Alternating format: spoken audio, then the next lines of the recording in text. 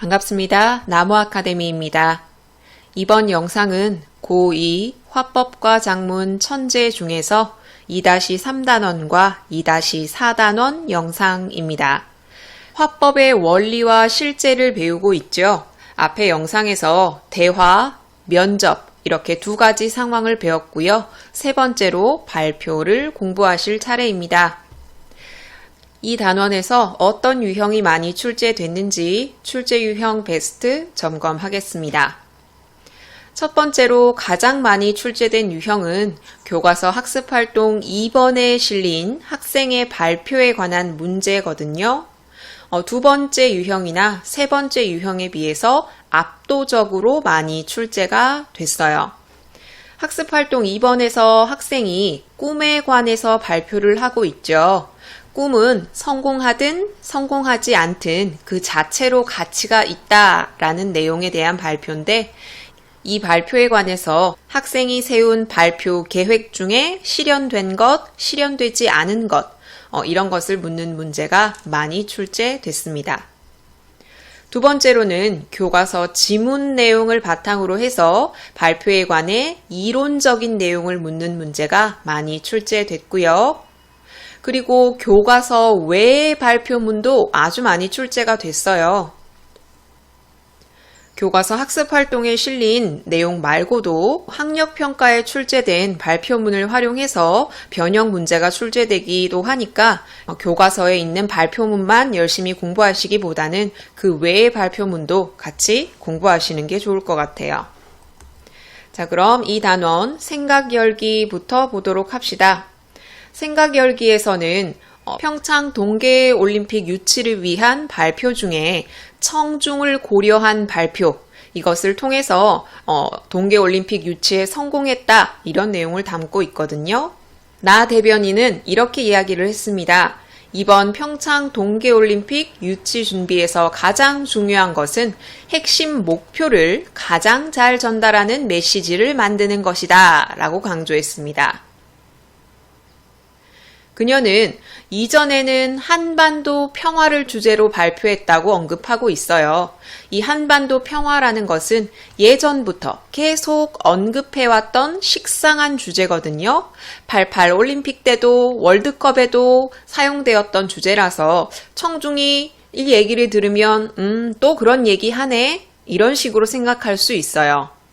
이 발표를 들을 예상 청자는 국제올림픽위원회 위원들이거든요. 그래서 이런 한반도 평화와 같은 주제 말고 새로운 주제가 필요해요. 왜?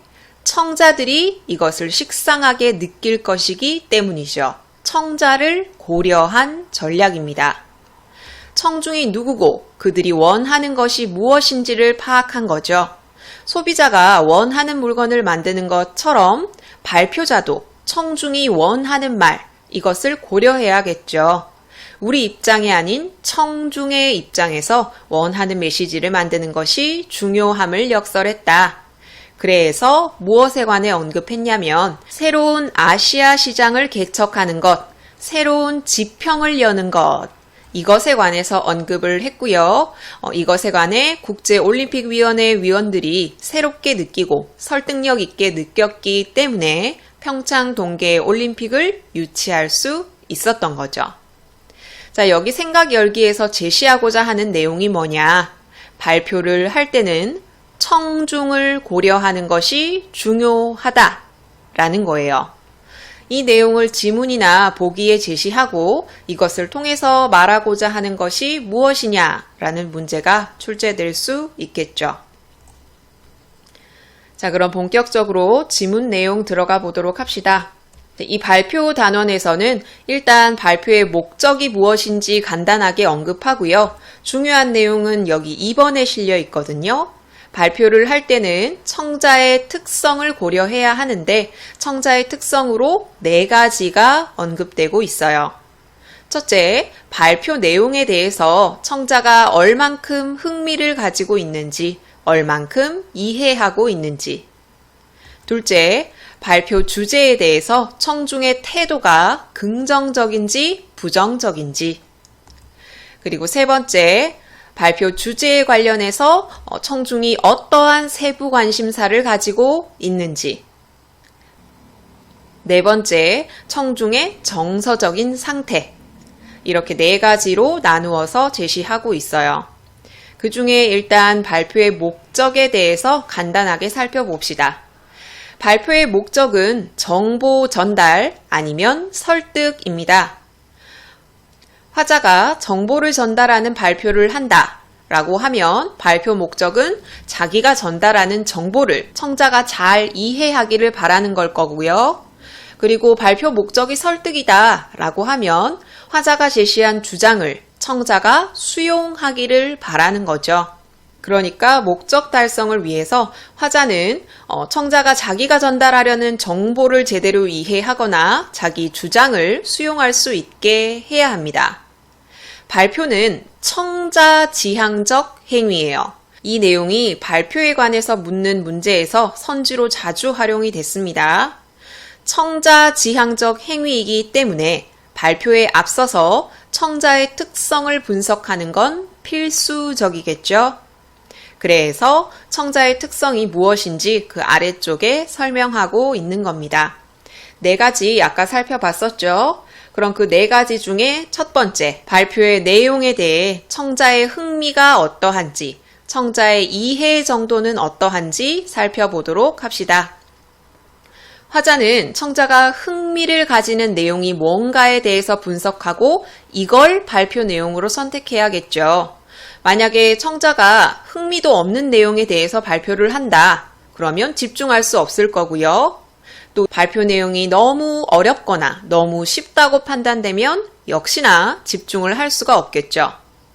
혹은 발표 주제에 대해 청자가 영 관심이 없다. 이런 경우에도 청자가 발표 내용에 집중할 수가 없어요. 청자가 발표 내용에 대해서 관심이 없거나 흥미가 없을 때는 어떻게 해야 됩니까? 관심을 유발할 수 있는 표현 혹은 행동, 이것으로 발표를 시작함으로써 저게 뭐지? 하고 주의를 집중할 수 있게 만들어야 합니다. 자, 이렇게 발표 내용을 정한 후에는 발표 주제에 대해서 청자가 어느 정도 사전 지식을 갖고 있는지 점검해야 하고요. 또 청자의 이해 수준을 고려해서 발표 내용을 구성해야 되죠. 자, 발표할 때 고려해야 할 청자의 특성 첫 번째, 내용에 대한 흥미와 이해 정도입니다.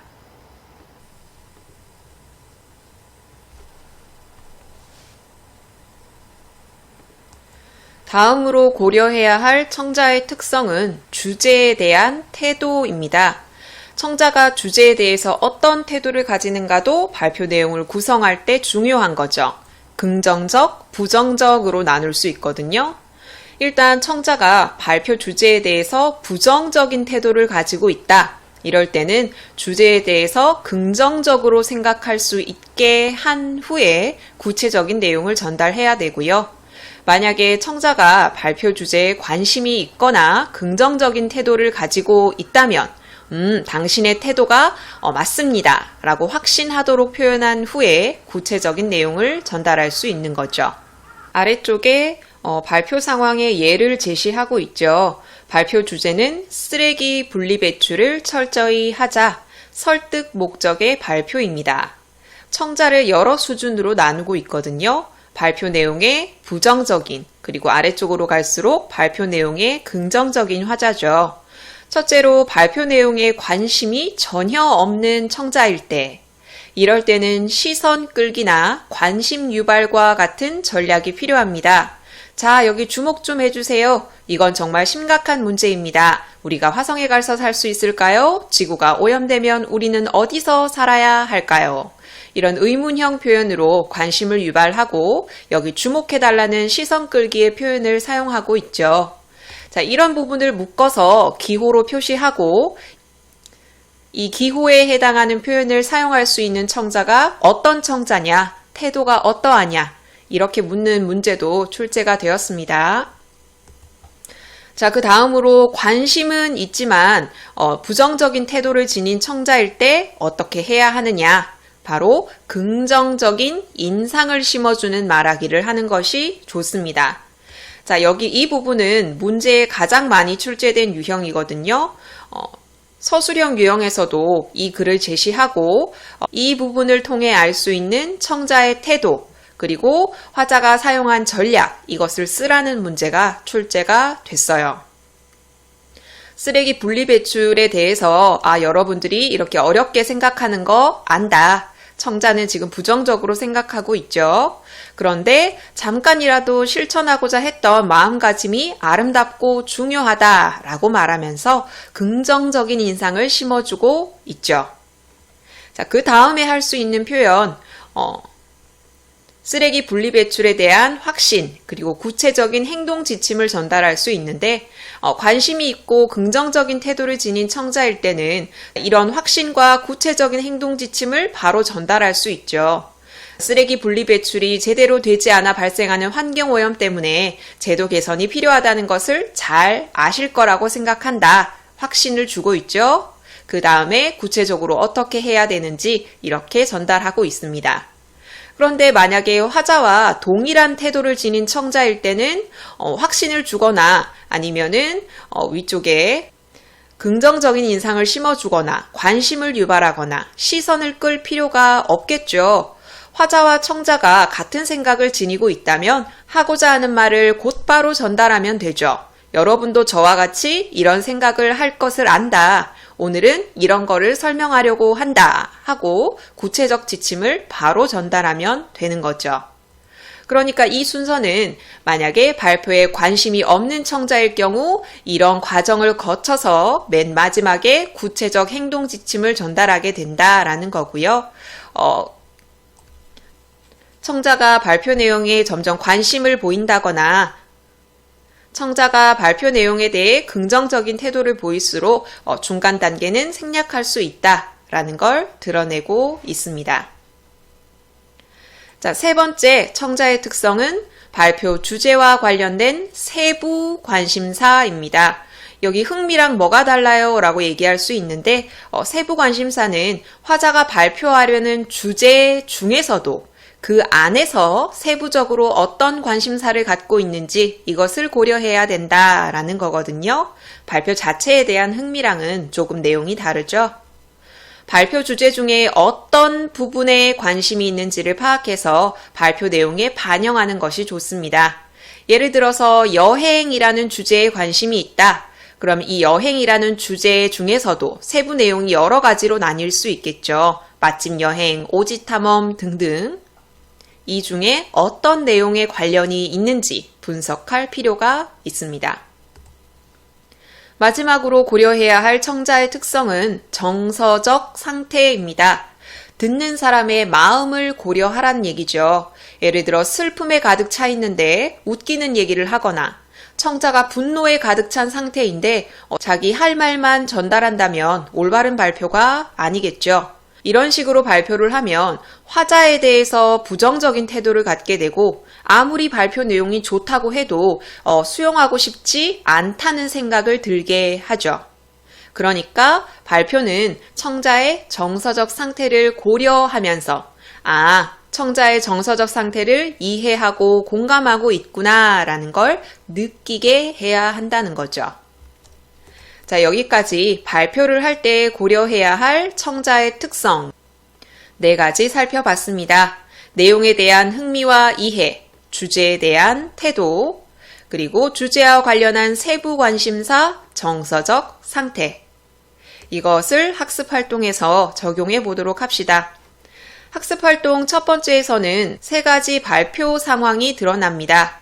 첫 번째 발표 상황은 고등학생이 자기가 다녔던 중학교에 방문을 해서 자기가 다니는 고등학교가 어떤지 알려주는 상황이죠. 두 번째는 교내 발표대회에서 친구들과 선후배들에게 손수건을 사용해야 한다고 설득하는 상황이고요. 세 번째 발표 상황은 3학년 선배가 1학년 후배들에게 고등학교 생활에 대해 안내하는 상황입니다. 여러분은 지금 이 3가지 발표 내용을 보고 아까 우리가 배웠던 발표할 때 고려해야 할 청자의 특성 4가지 있었죠? 그 중에 각 발표가 청자의 어떤 특성을 고려하고 있는지를 알고 있어야 됩니다. 일단 첫 번째 발표에서는 고등학생이 자기 후배인 중학생들에게 자기 고등학교는 대학 진학과 관련해서 학생부 종합 전형을 잘 받을 수 있다. 그리고 급식이 맛있다. 라고 이야기를 하고 있어요. 이렇게 초록색 표시가 된 부분은 중학생들이 관심을 가질 만한 내용이죠. 그럼 이것은 청자의 특성 중에 무엇을 고려한 발표입니까? 청자의 흥미를 고려한 발표입니다. 흥미. 두 번째 발표에 보면은 손수건을 사용합시다 라고 설득하고 있거든요. 그런데 여기 보면은 손수건을 사용하는 게 많이 불편하죠. 저도 그렇게 생각한다는 것에 동의합니다 라는 표현을 사용하고 있거든요. 그러면서 이렇게 손수건을 사용해야 된다 라고 말하고 있어요. 그럼 두 번째 발표에서는 청자의 어떤 특성을 고려하고 있습니까? 바로 주제에 대한 태도를 고려하고 있습니다. 지금 이 발표자는 청자들이 손수건 사용이라는 주제에 대해서 부정적으로 여기고 있다는 걸 알고 있어요. 그래서 그렇게 생각할 만하다라는 이런 표현을 언급하고 있는 거죠. 주제에 부정적인 태도를 가진 청자를 고려한 말하기입니다. 주제에 대한 태도. 세 번째에서 이 3학년 선배는 고등학교 생활이라는 발표 주제에 대해서 언급하고 있거든요. 그런데 후배들의 대답을 듣고 라는 이 다음 표현.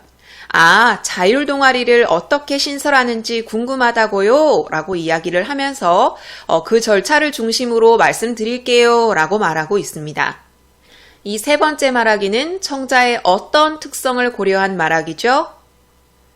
주제와 관련한 세부 관심사를 고려한 발표입니다. 주제는 고등학교 생활이고요. 세부 관심사는 자율 동아리 신설 방법입니다.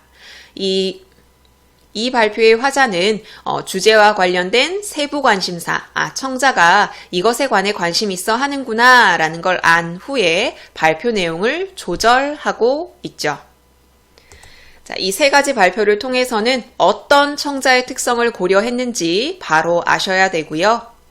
그 다음 학습활동 2번은 바로 이 단원에서 가장 많이, 압도적으로 많이 출제된 내용이죠. 여러분이 수업 시간에 이 발표의 영상을 보셨는지 모르겠어요. 지문에 실린 발표 내용만 보고서는 준언어적 표현이나 비언어적 표현을 알 수는 없어요. 그래서 선생님들이 이 발표 내용에 준언어적 표현이나 비언어적 표현을 추가해서 문제에 출제하기도 했어요. 일단 이 학습활동 2번에서는 어떤 유형이 많이 출제됐냐면 발표자의 발표 계획을 제시를 하고 이 글에 드러난 것, 이것을 고르는 문제가 가장 많이 출제됐습니다. 예를 들어서 자기 어머니의 사례를 제시해서 청중의 흥미를 유발했다든지 아니면 발표 내용과 관련된 인물의 말을 직접 인용해서 자기가 하고자 하는 말을 강조했다든지 아니면 통계 자료의 결과를 제시해서 객관성을 얻고 있다든지 아니면 자료의 출처를 언급해서 신뢰성을 얻고 있다. 이런 내용을 틀린 선지로 출제한다든지 여기 통계 자료에 관해서 언급하고는 있지만 출처를 언급하진 않았거든요. 그리고 구체적인 사례를 중심으로 언급하고 있다든지 이런 내용이 문제의 선지에 자주 언급됐습니다. 그리고 발표이니만큼 이 발표를 통해 말하고자 하는 바가 무엇인지 확실히 아시는 게 중요하겠죠.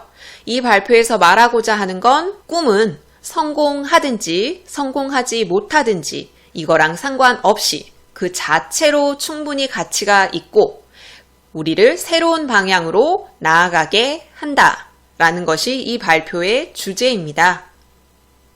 주제는 일단 확실히 염두에 두셔야 되고요. 여기 이 발표를 좋은 발표라고 생각할 수 있는 이유에 대해서 눈으로 한번 읽어보시고 아까도 말씀드렸다시피 이 발표에서 활용한 준언어적, 비언어적 표현은 여기에 드러나지 않기 때문에 출제하는 선생님에 따라서 달라질 수 있어요. 그래서 내가 이 지문을 여러 번 읽어서 이미 다 알고 있어 라고 생각하지 마시고 시험에 출제된 지문 중에 어떤 부분이 추가됐는지 약간 변경된 부분까지 다 확인하시고 문제 푸셔야 합니다.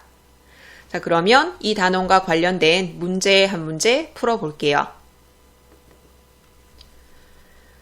자, 2-3단원의 첫 번째 발표에 관한 내신형 문제입니다. 학습활동 2번에 실린 학생의 발표에 관한 문제가 제일 많이 출제됐다고 말씀드렸죠. 그 중에 2번 풀어보려고 합니다. 여기 메모장에 옮겨놨어요. 학생의 발표 계획 중에 위 발표에 반영되지 않은 걸 찾으셔야 합니다. 정지 버튼 누르시고 답 찾아보세요. 같이 봅시다. 1번. 청소년들이 흥미를 가질 만한 꿈이라는 주제로 내용을 전개해야겠어. 꿈이라는 건 청소년들이 흥미를 가질 만한 주제가 맞죠? 예상 청자의 흥미를 고려한 주제 선정입니다. 2번. 어머니와 나누었던 개인적인 대화를 소개하며 자연스럽게 화제를 이끌어내야겠어. 어머니와 관련된 대화를 여기 직접 인용해서 제시하고 있고요. 이것을 통해서 어머니가 못다 이룬 꿈, 이런 내용을 이끌어내면서 자연스럽게 직장인의 이야기로 넘어가고 있죠. 3번. 발표 중간에 청중에게 질문을 던져 청중이 발표에 계속 집중할 수 있도록 유도해야겠어. 청중에게 질문을 던졌다, 이 내용이 선지에 아주 자주 활용됐으니까 염두에 두십시오. 여기 무엇일까요? 무엇일까요? 이런 의문형 표현, 질문을 던져서 집중할 수 있게 유도하고 있죠. 4번. 실현 가능성이 낮은 꿈에 대한 청소년들의 인식을 변화시키기 위해 만학도 할머니의 인터뷰 영상을 보여줘야겠어. 뒤쪽에 수능 시험을 치른 할머니에 관한 이야기가 제시되어 있죠. 자, 이것을 통해서 말하고자 한 건 뭐죠? 꿈을 가지고 그 꿈을 향해 나아가는 과정만으로도 행복하다. 성공하든 성공하지 않든 이것은 중요하지 않다라는 걸 전달하고 있죠. 이런 내용은 실현 가능성이 낮은 꿈을 꾸는 청소년들의 불안감, 내 꿈은 실현 가능성이 거의 없는데 꿈을 꿔도 괜찮을까? 이런 생각을 가진 청소년들의 인식을 변화시킬 수 있겠죠. 자, 그럼 정답이 5번인데 5번이 어디가 틀렸는지 확인합시다. 꿈에 대한 직장인들의 인식조사 결과를 시각적으로 제시하여 많은 사람들이 자신이 포기한 꿈에 대해 미련을 가진 채 살아가고 있음을 부각해야겠어. 자, 꿈에 대한 직장인들의 인식조사 결과는 여기 나오죠. 35세부터 50세까지의 직장인 400명에게 꿈을 포기해 본 적이 있느냐라고 물었더니 74%가 꿈을 포기한 적이 있다고 말하고 있어요. 그런데 그 꿈에 대해서 미련을 가진 채 살아간다라는 내용은 여기서 끌어낼 수가 없습니다. 특히 뒷부분 읽어봐도 알 수 있거든요. 우리는 이루어지지 못한 꿈에 대해 별다른 의미를 부여하지 않는다. 아이들 공상이라고 여기고 지금 당장 이루어진 것이 없기 때문에 마음 저편에 미뤄두어도 별 문제가 생기지 않을 것으로 생각한다. 자, 이렇게 미련을 가진다라는 내용보다는 이루지 못한 꿈에 대해 별 관심이 없다라고 언급을 하고 있죠. 그래서 미련이라는 내용은 알 수가 없습니다. 여기 시각적으로 제시했다라는 내용이 있죠. 여기 슬라이드 제시, 이렇게 괄호 안에 출제자가 내용을 추가해서 제시하기도 해요. 이런 부분 꼼꼼히 확인하시라고 말씀드렸죠. 그래서 2번의 정답은 5번이었고요. 자, 이렇게 최다 빈출 유형 풀어봤고, 그리고 두 번째 유형, 교과서 지문 내용을 바탕으로 한 이론적인 문제, 그리고 교과서 외의 발표문을 활용한 문제도 출제가 되었고요. 뒤쪽에 서술형 문제도 싣고 있습니다. 그럼 2-3단원의 첫 번째 발표에 관련된 해설 영상은 여기서 마무리하도록 하겠습니다. 다음 공부하실 단원은 2-3단원의 두 번째 연설입니다. 이 단원에 어떤 유형이 출제됐는지 출제 유형 베스트 점검하겠습니다. 출제 유형 베스트의 첫 번째와 두 번째에 이 연설 단원에 키워드 2개가 나오거든요. 이 단원을 공부하실 때 초점을 둬야 할 키워드 첫 번째는 바로 설득 전략입니다. 여기서 설득 전략을 크게 3가지로 나누어서 제시하고 있고 그 중에 인성적 설득 전략에 관해서 이야기할 때 공신력이라는 키워드가 나와요. 그래서 이 단원을 공부하실 때는 설득 전략이 어떻게 나뉘는지 특히 인성적 설득 전략에 관해서 공부를 하셔야 되고요. 두 번째로는 연설의 공신력에 관해서 공신력이란 게 무엇인지 어떻게 해야 공신력을 높일 수 있는지 이것을 이해하셔야 됩니다. 이렇게 2가지가 출제 유형 베스트의 첫 번째와 두 번째를 차지하고 있고요. 이 두 유형이 이 단원의 거의 대다수를 차지하고 있습니다. 설득 전략이나 공신력 외에 또 출제된 유형은 교과서 학습활동 2번에 스티브 잡스의 연설이 제시되어 있죠. 그 연설에 관해서 묻는 문제, 그 연설 중에 설득 전략이나 공신력을 제외한 그 기타 유형을 묻는 문제가 출제 유형 베스트 3번입니다. 내가 연설 단원을 공부할 때 설득 전략이랑 공신력 이 2가지를 초점으로 공부해야겠구나 라는 걸 알고 있으셔야 돼요. 아래쪽 생각 열기 보도록 합시다. 이 아래쪽 연설에서는 스티븐 호킹의 연설 중 일부를 제시하고 있습니다.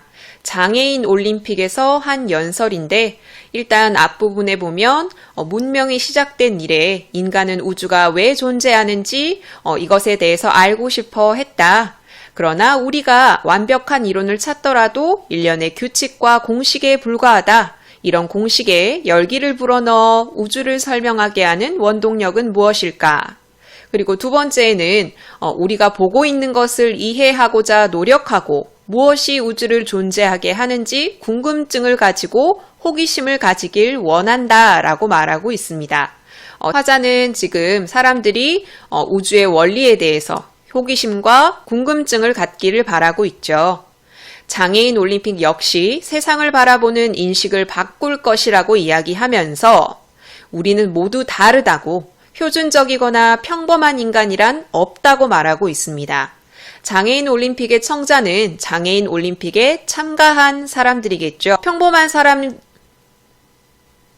표준적이거나 평범한 인간이란 없다. 장애인이든 비장애인이든 모두 인간의 정신을 공유하고 있고 창조할 수 있는 창조성을 가지고 있다. 그리고 이 창조성은 형태가 다양하기 때문에 삶이 힘들어도 발휘할 수 있고 성취할 수 있는 것이 있다라고 말을 하고 있습니다. 앞에서 잠깐 언급했듯이 장애인과 비장애인을 가리지 않고 모든 사람들은 창조성을 가질 수 있다고 이야기하고 있어요. 장애인 올림픽은 선수들이 그들의 능력을 최대한 발휘하여 그 분야의 우뚝 설 기회이다. 이런 탁월함, 우정, 존경심을 기념하면서 행운이 있기를 빈다라고 말하고 있습니다. 이 연설의 화자는 이 연설을 들을 장애인 올림픽의 참가자를 고려해서 이러한 응원의 메시지를 전달하고 있어요. 이 연설을 스티븐 호킹에 관한 배경 지식을 제시하고 이것을 안 후에 들었다면 어떨까? 이 연설을 한 스티븐 호킹도 루게릭병이라는 장애를 가지고 있고 이것에 굴하지 않고 뛰어난 업적을 세운 학자거든요. 자, 이 연설자에 대한 이런 배경 지식을 알고 난 후에 이 연설을 듣게 되면 좀 더 공신력이 높아지겠죠.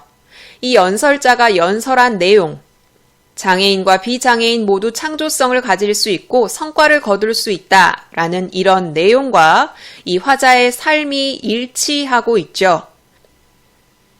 그러면 청자는 이 화자를 믿을 만한 사람이다 라고 느끼게 될 거고요. 그러면 이 연설의 설득력이 더 높아지겠죠. 생각 열기에서는 방금 언급했던 화자의 공신력에 관해서 한번 생각해 보세요 라고 제시해 놓은 부분입니다.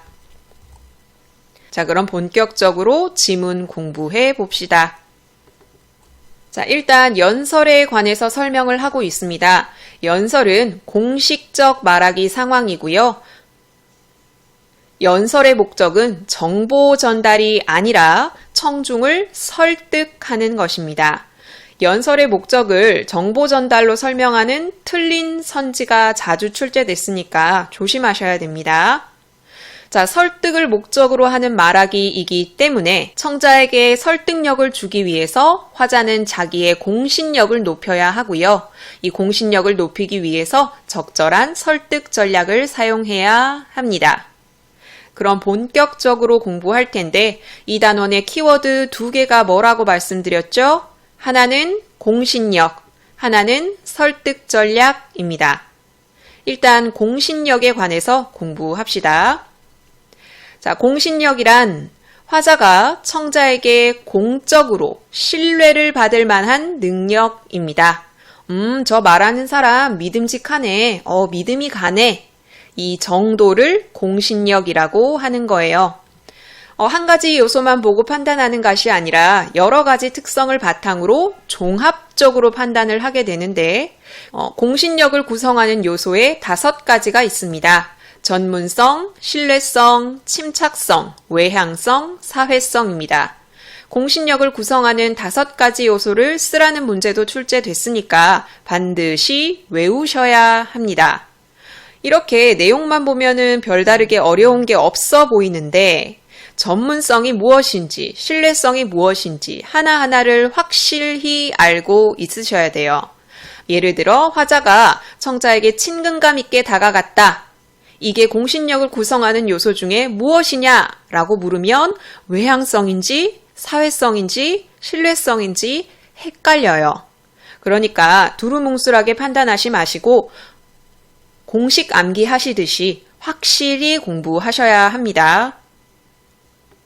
공신력을 구성하는 요소에 대한 설명이 여기 제시되어 있고 이 공신력을 높일 수 있는 방법이 아래쪽에 나와 있거든요. 그런데 저는 이 공신력을 구성하는 요소에 대한 설명을 하면서 높일 수 있는 방법도 같이 언급을 할게요. 자, 공신력을 구성하는 요소 첫 번째, 전문성입니다. 이거는 별로 헷갈릴 일은 없어요. 화자가 말하고자 하는 바를 잘 알고 있는지, 경험이 충분한지 이것에 관한 요소가 전문성이에요. 자, 그럼 전문성을 높이기 위해서는 말하고자 하는 바와 관련된 내용을 충분히 조사해야 되고 내가 이걸 잘 이해하고 있다라는 걸 드러내야겠죠. 자, 두 번째는 신뢰성입니다. 신뢰성은 화자의 성품이 믿음직한지 주변의 평판이 좋은지 이것에 관한 내용인데 자, 그럼 신뢰성을 높이기 위해서는 어떻게 해야 될까요? 바로 말을 할 때 진심을 담아서 표현해야 합니다. 지금 제가 하고 있는 말이 문제의 선지에 그대로 나오거든요. 자, 나 진심을 담아서 전달하려고 해 라는 보기가 제시되었을 때 그 화자가 신뢰성을 높이고 있다는 걸 여러분이 아셔야 됩니다. 자, 세 번째 요소는 침착성입니다. 이것도 헷갈릴 만한 내용은 아니에요. 화자가 위기나 돌발 상황에 당황하지 않고 침착하게 대처하는 태도와 관련되거든요. 그럼 침착성을 높이기 위해서는 불안해하지 않고 의연한 태도로 말을 해야 합니다. 네 번째는 외향성. 외향성은 화자가 어조나 몸짓을 역동적으로 해서 신념이나 열정을 표현하는지에 관한 내용이에요. 신념, 열정 이런 말이 나오면 외향성과 관련이 됩니다. 신념은 신뢰성 아닌가 이렇게 생각하시면 안 돼요. 신념과 열정을 적절한 준언어적 표현, 비언어적 표현으로 전달하는지 물론 언어적인 표현도 활용할 수 있겠죠. 자, 그럼 외향성을 드러내기 위해서는 자신 있는 태도로 신념과 열정을 드러내는 겁니다. 외향성 헷갈릴 수 있습니다. 마지막으로 사회성이 있습니다. 사회성은 화자가 청자에게 친근감을 주는 정도거든요. 자, 이 사회성을 드러내기 위해서는 화자가 청중과 공유할 수 있는 경험을 제시하거나 아니면 청중의 상황에 내가 공감하고 있다는 걸 언급하면 돼요. 청중이랑 시선을 맞추든지 아니면 청중에 대해서 내가 우호적인 태도를 가지고 있다. 이런 걸 드러내는 게 사회성입니다. 자, 방금 공신력을 구성하는 요소 5개와 이 공신력을 높일 수 있는 방법을 살펴봤는데 신뢰성, 외향성, 사회성은 헷갈리기 쉽기 때문에 이 각각의 특성의 개념과 이것을 높일 수 있는 방법 반드시 숙지하셔야 됩니다. 자, 여기까지 공신력 살펴봤거든요. 공신력은 화자가 믿음직한가 라는 것에 대한 개념이고요. 공신력을 구성하는 요소 5가지가 있고 이 5가지를 종합적으로 청자가 듣고 판단을 하게 됩니다. 자, 그럼 두 번째 키워드에 해당하는 연설의 설득 전략 보도록 합시다. 연설의 설득 전략은 크게 3가지가 있습니다. 인성적 설득 전략, 이성적 설득 전략, 감성적 설득 전략이 있습니다.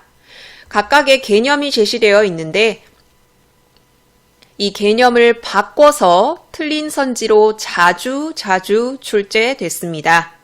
예를 들어 인성적 설득 전략은 화자의 공신력을 높여서 청중을 설득하는 방법인데 이 방법을 이성적 설득 전략으로 설명한다든지 하는 내용이 자주 출제됐으니까 개념 확실히 아셔야 됩니다. 첫 번째, 인성적 설득 전략. 이것의 개념은 방금 언급했다시피 화자의 공신력을 높여서 청중을 설득하는 전략입니다. 그리고 공신력 살펴볼 때 이 공신력을 높이는 방법도 같이 언급했기 때문에 이 부분은 넘어가도록 할게요. 지금 넘어간다고 해서 중요하지 않다는 게 아니에요. 앞에 설명했기 때문에 넘어가는 부분이고요. 문제에 아주 많이 출제가 됐습니다. 두 번째는 이성적 설득 전략입니다. 이성적 설득 전략이란 자기 주장을 타당한 근거를 들어서 논리적으로 표현하는 것을 이성적 설득 전략이라고 해요. 타당한 근거, 논리 이런 것은 이성적 설득 전략입니다. 자, 그럼 아까 인성적 설득 전략을 높이기 위해서는 공신력을 높여야 한다라고 배웠고요. 그럼 이성적 설득 전략을 잘 사용하기 위해서는 어떻게 해야 될까요? 타당한 근거, 논리 이것이 핵심어니까 주장을 뒷받침할 수 있는 설득력 있는 근거를 마련해서 논리적으로 조직하면 됩니다. 그리고 마지막 감성적 설득 전략 보도록 할게요. 감성적 설득 전략은 말 그대로 화자가 청자의 감성에 호소해서 청중의 감정을 이끌어내서 설득력을 높이는 방법입니다. 이때의 감정은 여러 가지 감정이 될 수 있어요. 긍정적인 감정만 이끌어내는 것이 아니죠. 예를 들어 발표자가 세계의 기아 문제에 관심을 가져주세요 라는 주제를 전달하고자 한다면 기아에 시달리는 사람들에 대한 안타까움, 슬픔 이런 감정을 이끌어낼 수 있겠죠. 자, 감정적 설득 전략을 사용할 때는 유발하고자 하는 감정에 어울리는 여러 가지 표현 방법을 사용하는 것이 효과적입니다. 자, 여기까지 설득 전략 3가지 공부했어요. 인성적 설득 전략, 이성적 설득 전략, 감성적 설득 전략. 자, 이런 설득 전략을 사용할 때 유의점도 출제됐으니까 알아두셔야 됩니다. 자, 일단 설득 전략은 이성적 설득 전략과 감성적 설득 전략 이것을 상호 보완적으로 사용하는 것이 좋습니다. 하나만 부각하는 것은 설득력이 떨어진다는 거죠. 특히나 감성적 설득 전략을 사용할 때는 조심해야 되는데 청자한테 특정 집단, 지역, 견해 등에 대해서 부정적인 인식을 심어주거나 잘못된 판단을 유발하게 하는 이런 감정을 이끌어내서는 안 돼요. 윤리적으로 문제가 되기 때문에 삼가야겠죠. 자, 여기까지 교과서에 실린 이론들 짚어봤고요. 이것을 학습 활동에 적용할 수 있어야겠죠.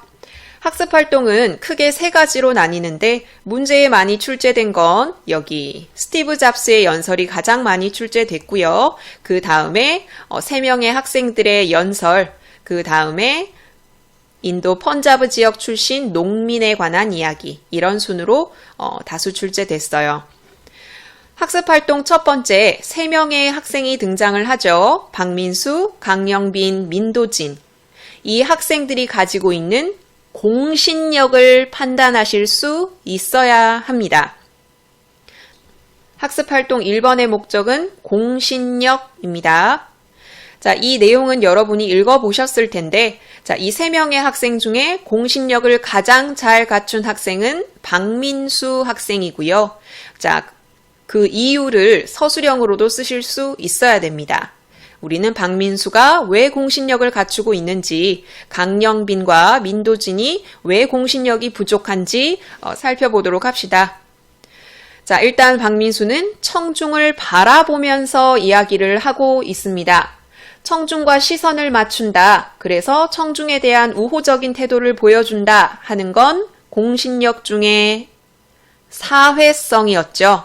사회성을 부각함으로써 공신력을 높이고 있습니다. 그리고 이 학생은 발표를 할 때 미리 설문조사를 했다고 이야기를 하고 있거든요. 나는 내가 말하고자 하는 주제에 대해서 잘 알고 있고 조사를 했어. 이것은 공신력 중에 전문성을 높이는 방법이죠.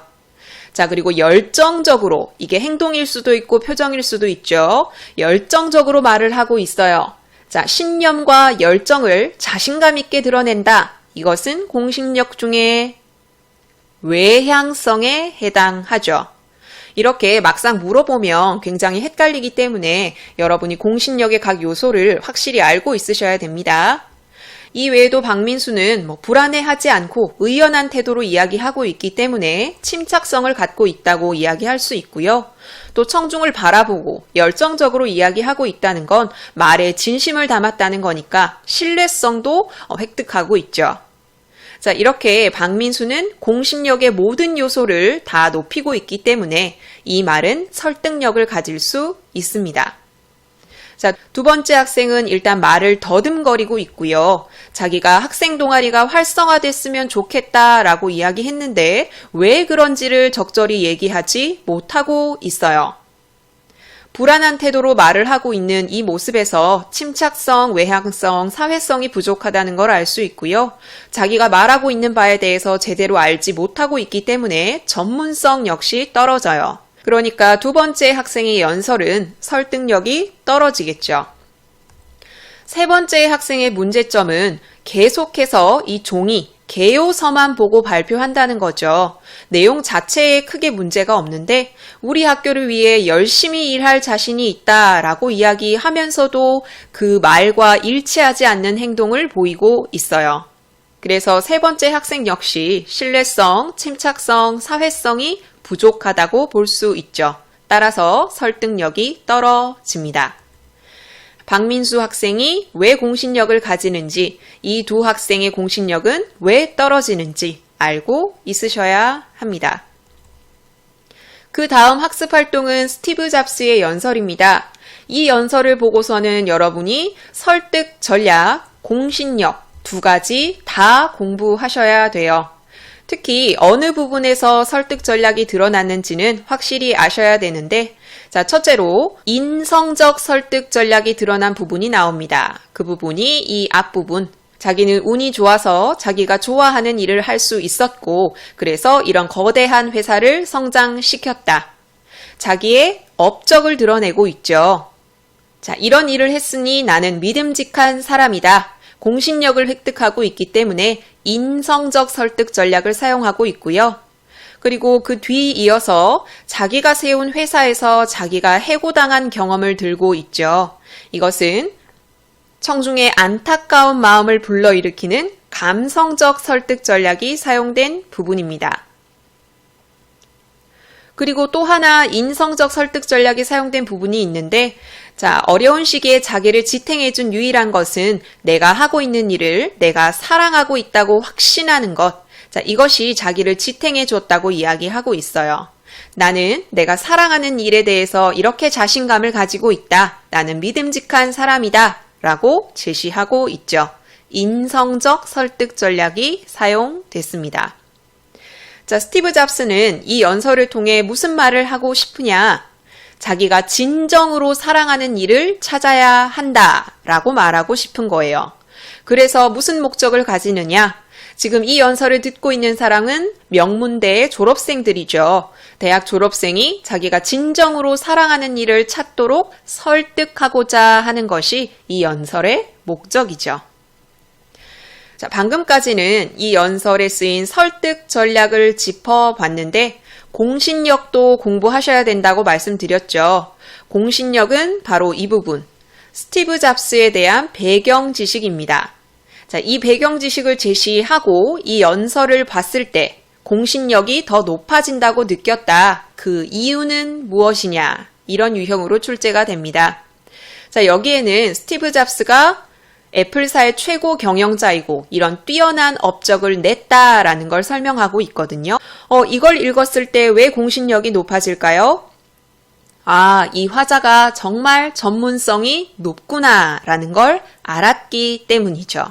전문성에 대한 공신력이 높아졌기 때문에 이 연설이 좀 더 설득력을 가질 수 있게 되는 겁니다. 자, 이렇게 스티브 잡스의 연설은 설득 전략과 공신력 두 가지로 나누어서 두 개 다 공부를 하셔야 되고요. 그리고 마지막으로 인도에서 마라톤을 했던 할아버지에 관한 이야기가 있죠.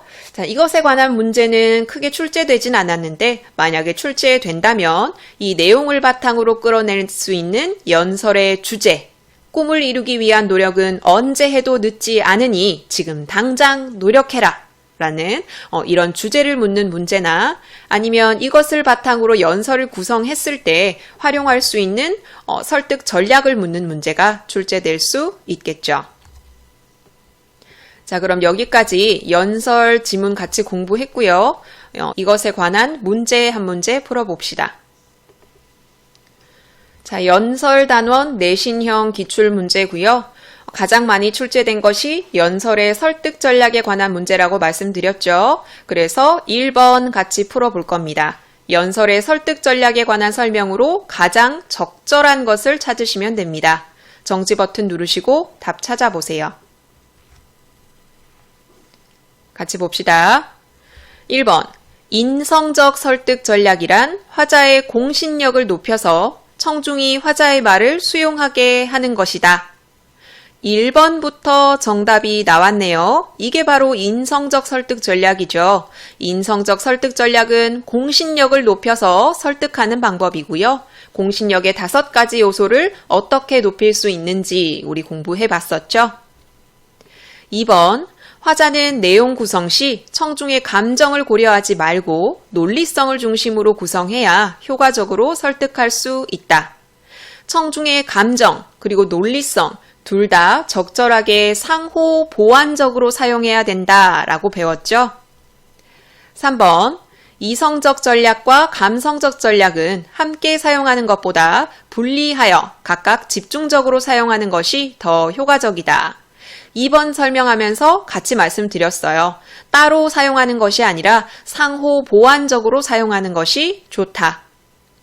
4번, 감성적 설득 전략을 사용할 때 언어적 표현에 집중하고 준언어적 표현이나 비언어적 표현은 사용하지 않는 것이 효과적이다. 감성적 설득 전략을 사용할 때 유발하고자 하는 감정에 어울리는 언어적, 준언어적, 비언어적 표현 모두 활용해야 된다고 배웠죠. 5번, 감성적 설득 전략이란 화자가 자신의 근거를 들어 논리적으로 표현함으로써 청중에게 자신의 주장을 수용하게 하는 것이다. 자, 이것은 감성적 설득 전략이 아니라 무엇입니까? 이성적 설득 전략이죠. 이런 식으로 바꿔서 많이 출제가 돼요. 그래서 1번의 정답은 1번입니다. 자, 이렇게 설득 전략에 관한 문제가 제일 많이 출제됐고요. 설득 전략에 관한 문제가 스티브 잡스의 연설문과 관련해서도 묻기도 하고 그리고 두 번째 유형, 공신력에 관한 유형이죠. 이렇게 이론적인 문제를 묻기도 하고 예시문을 제시하기도 하고요. 당연히 학습활동 문제와 연관지어서도 출제가 됩니다.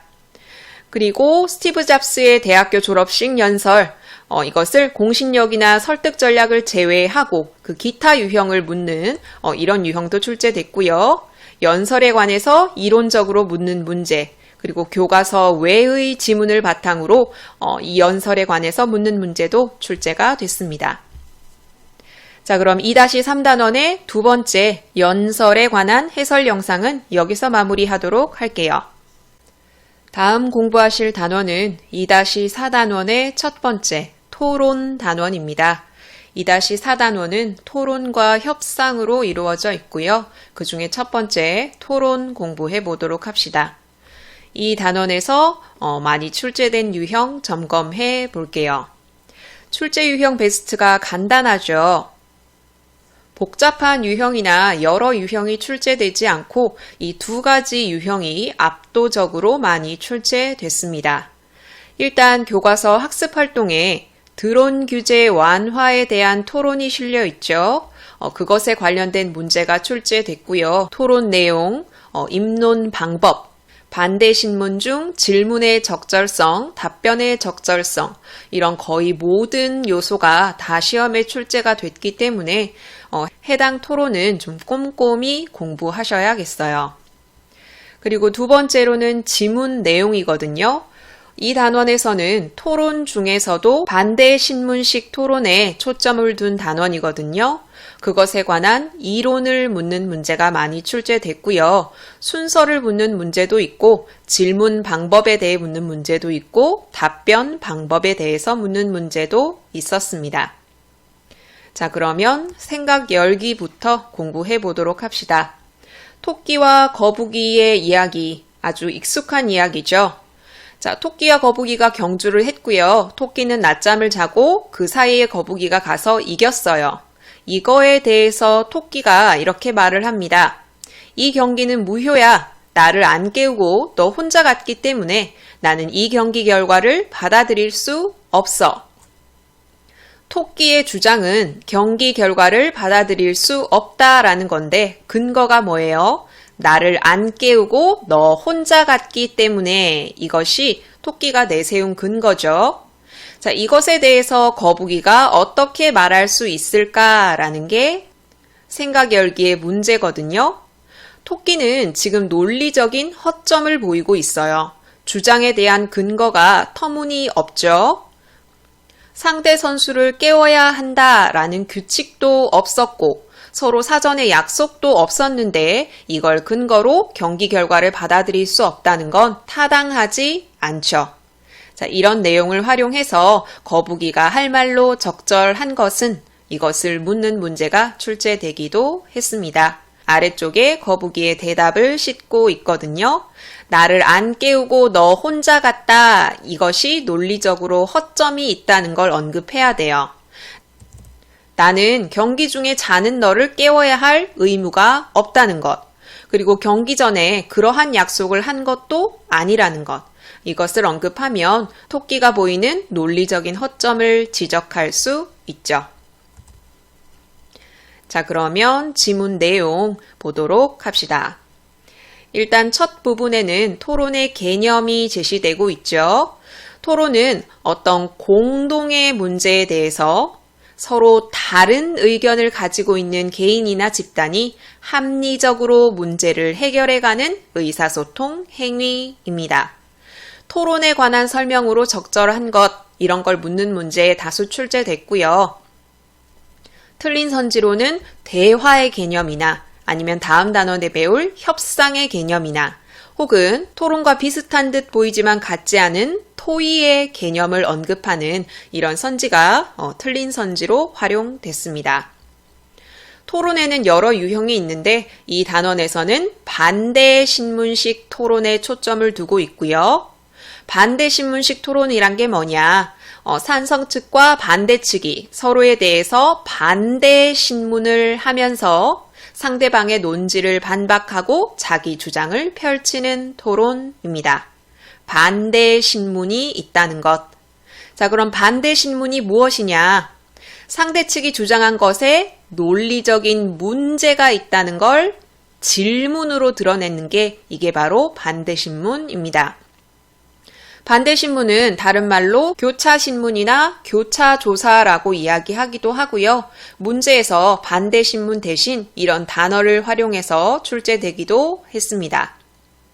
일단 토론은 입론을 하게 되는데 그 입론 단계 이후에서 반대신문을 하게 되고요.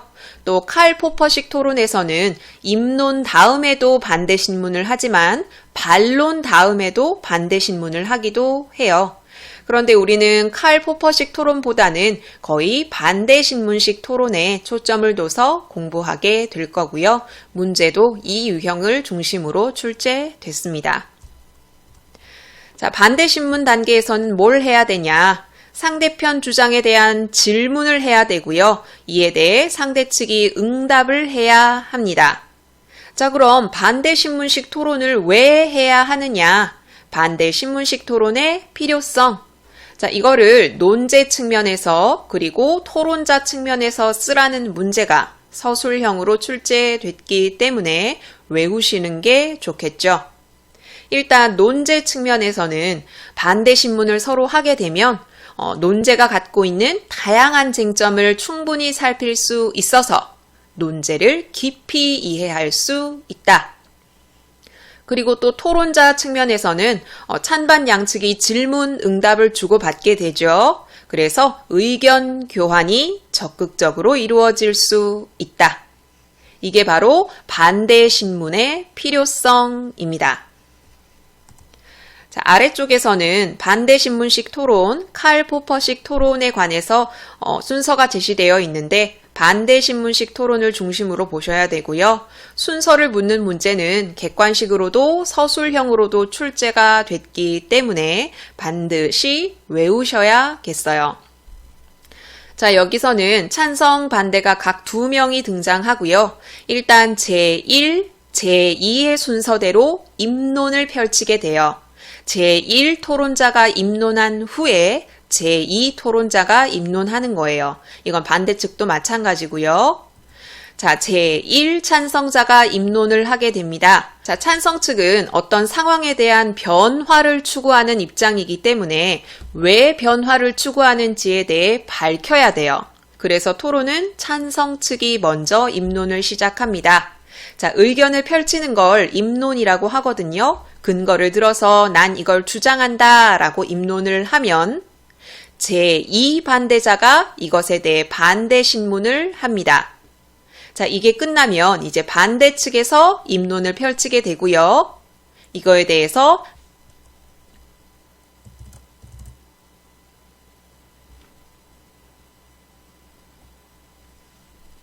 아까 입론을 펼쳤던 이 제1 찬성자가 이 반대 측의 입론에 대해서 반대 신문을 합니다. 그 다음 순서 여러분이 보시고 반드시 외워주시고요. 여기 진한 표시된 이 부분이 전부 반대 신문인데 순서를 묻거나 쓰는 문제에 거의 반대 신문에 관해서 물었기 때문에 반대 신문의 순서는 반드시 기억하셔야겠습니다. 자, 이 아래쪽에서는 반대 신문 단계에서 어떻게 질문해야 하는지, 어떻게 답해야 하는지, 유의점은 무엇인지 이렇게 설명하고 있는데 이 세 가지는 문제에 정말 많이 출제됐기 때문에 외우기까지 하셔야 됩니다. 아예 반대 신문 단계에서 올바른 질문 방법을 3가지 써라 라는 문제가 출제되기도 했기 때문에 이해하는 것 이상으로 외우고 있으셔야 돼요. 첫째, 상대 측이 말한 내용이 사실인지를 확인합니다. 이 사실 여부를 확인하는 것은 사용한 용어의 개념일 수도 있고요. 논의하는 범위일 수도 있고요. 이 말을 한 게 맞느냐, 진술 여부일 수도 있어요. 추가 설명이 필요하면 요청할 수 있고 의문이 있으면 보충 설명을 요구할 수도 있죠. 자, 추가 설명을 요구하거나 보충 설명을 요구하는 것도 반대 신문 단계입니다. 두 번째, 상대측 논증의 공정성, 신뢰성, 타당성을 비판할 수 있습니다. 이걸 비판하는 방법은 이런 내용이 있고요. 이 내용도 선지에 그대로 출제가 됐으니까 여러 번 꼼꼼히 읽으십시오. 그리고 많이 언급된 질문 방법이 바로 이 부분이에요. 자, 반대 신문은 질문 형식으로 제시돼야 되죠. 개방형 질문이 있고 폐쇄형 질문이 있습니다. 폐쇄형 질문은 상대가 네, 아니요 라고 대답하거나 아니면 이게 맞습니까? 이게 맞습니까? 선택하도록 하는 간단한 답변을 끌어내는 질문이고요. 개방형 질문은 이와 반대겠죠. 반대 신문에서는 개방형이 아닌 폐쇄형으로 질문하는 게 좋습니다. 반대 신문의 목적이 뭔지 기억하고 있으세요? 상대 측에 논리적 문제가 있다는 걸 드러내는 게 목적이에요. 그런데 개방형으로 질문하게 되면 상대 측에게 논리적 문제가 있다 하더라도 그것에 대해 변명하거나 구체적인 근거를 대는 말하기를 할 수 있어요. 그러면 상대 측에게 좋은 일이겠죠. 나에게는 나쁜 일이에요. 그래서 상대에게 말할 여지를 아예 주지 않기 위해서 폐쇄형으로 질문해야 됩니다.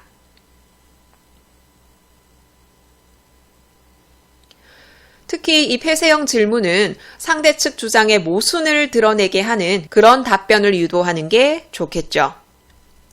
그리고 정답을 아는 질문을 하는 게 좋습니다. 자기가 묻는 질문의 정답을 자기가 아는 것, 상대방보다 최신의 정보, 결정적인 정보, 정확한 정보를 가지고 질문하는 게 좋은 거죠. 그리고 상대방이 답변하기 어려운 내용을 질문하는 게 당연히 더 좋겠죠. 그리고 시험에 많이 출제된 부분이 이 부분. 한 번에 하나씩 질문을 해야 합니다. 한 번에 하나씩 질문하지 않고 복합적인 질문을 하게 되면 왜 좋지 않느냐? 상대 측이 답변할 때 여러 가지 질문 중에 자기한테 유리한 것 하나를 택해서 답할 수 있기 때문입니다. 자, 이 토론의 판정관은 답변자가 모든 질문에 다 답변하지 않아도 된다고 생각하고 있어요. 그러니까 여러 개를 질문하면 상대에게 선택권을 주는 셈이 돼버리겠죠? 그러니까 복합적으로 질문하지 말고 한 번에 하나씩 질문해야 합니다. 여기까지 반대 신문에서 질문하는 방법 살펴봤고요. 그럼 응답하는 방법. 첫째, 내가 앞서 주장했던 내용과 다르지 않게 답변해야 합니다. 답변이 일관돼야 되고요. 두 번째로 간단 명료하게 답변해야 하고요. 그리고 세 번째 내용 시험에 많이 출제됐어요. 정확하지 않은 내용을 즉흥적으로 답변하지 않아야 합니다. 이게 토론이니까 그때그때 답변해야 하는 게 아닌가라고 생각할 수 있는데 자기가 즉흥적으로 답변한 내용이 사실이 아닐 때 그때 마침 상대편이 자기 질문에 정확한 답을 알고 있다면 반박할 수 있는 근거가 될 수 있겠죠. 자, 그러면 이거랑 이어서 그럼 내가 모르는 질문, 응답하기 곤란한 질문을 던졌을 때는 어떻게 해야 하느냐? 모르겠다, 생각해보지 않았다, 이렇게 직설적으로 답변해서는 안 되고요. 우회적으로 답변하는 게 좋아요. 바로 답변 드리기 어려운 문제다, 무엇은 더 생각해야 할 문제다 등으로 답변하는 게 좋습니다. 이 응답하는 방법 중엔 세 번째와 네 번째가 많이 출제됐습니다. 자, 그리고 반대 신문 단계의 유의점이 제시되고 있죠. 첫째, 상대방에게 인신공격성 발언을 하지 말아야 합니다. 뒤에 보게 될 학습활동의 토론에 보면 반대 측에서 찬성 측 사람에게 인신공격성 발언을 하거든요. 너무 생각이 없는 거 아니에요? 이런 식의 발언인 거죠. 자, 이런 건 상대방을 자극하고 불쾌하게 만들기 때문에 논리적인 토론을 방해하는 말하기죠. 그리고 당연한 말이겠지만 상대방의 말을 끊지 말아야 하죠. 역시나 뒤에 토론에 반대 측에서 찬성 측의 말을 끊는 그런 발언이 등장해요. 그리고 세 번째는 주의해서 보셔야 돼요. 반대 신문을 할 때는 새로운 논증을 제시하거나 근거를 추가하면 안 돼요. 지금 이것은 입론이 아니라 반대 신문이거든요. 주어진 시간 내에 상대 측이 한 말의 문제점을 드러내서 이걸 추궁함으로써 자기 주장의 설득력을 강화하는 시간이지 새로운 문제, 새로운 근거를 끌어다 대는 시간이 아니에요.